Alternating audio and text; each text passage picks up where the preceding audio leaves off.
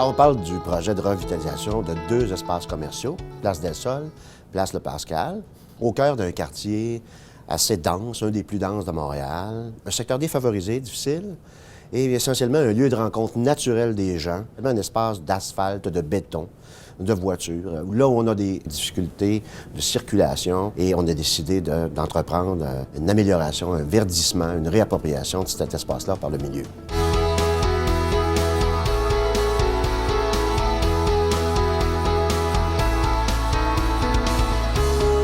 L'objectif initial, oui, c'était ça, le verdissement, mais aussi l'amélioration de la circulation, donc éliminer les conflits qui existent entre les piétons et les automobilistes. Il y a beaucoup d'étudiants qui circulent, qui fréquentent ce lieu, pour sécuriser aussi les liens piétons entre les commerces, pour augmenter la fréquentation des citoyens qui habitent sur place. Il y a le système d'éclairage aussi qu'on a modifié puis qu'on a remplacé pour sécuriser les lieux, pour qu'il y ait moins d'attroupement de jeunes, donc une réappropriation de l'espace par les résidents du quartier.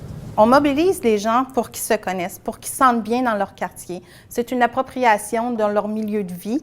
Dans le fond, c'est d'emporter les citoyens à se mobiliser à travers ce projet-là, à laisser leur marque dans le projet, à se sentir chez eux, à se sentir bien entre eux.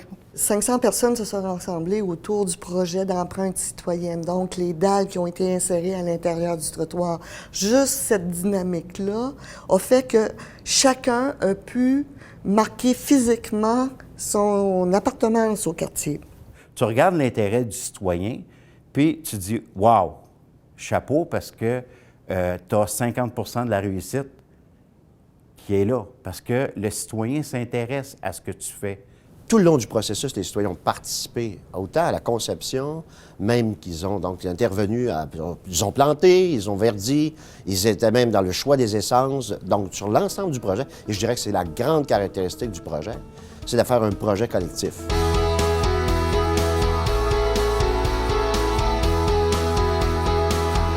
Les gens ont une fierté lorsqu'ils ont vu le produit final avec les aménagements réalisés, le verdissement réalisé, un stationnement qui n'a plus de nid de poule dedans, où les entrées sont facilitées.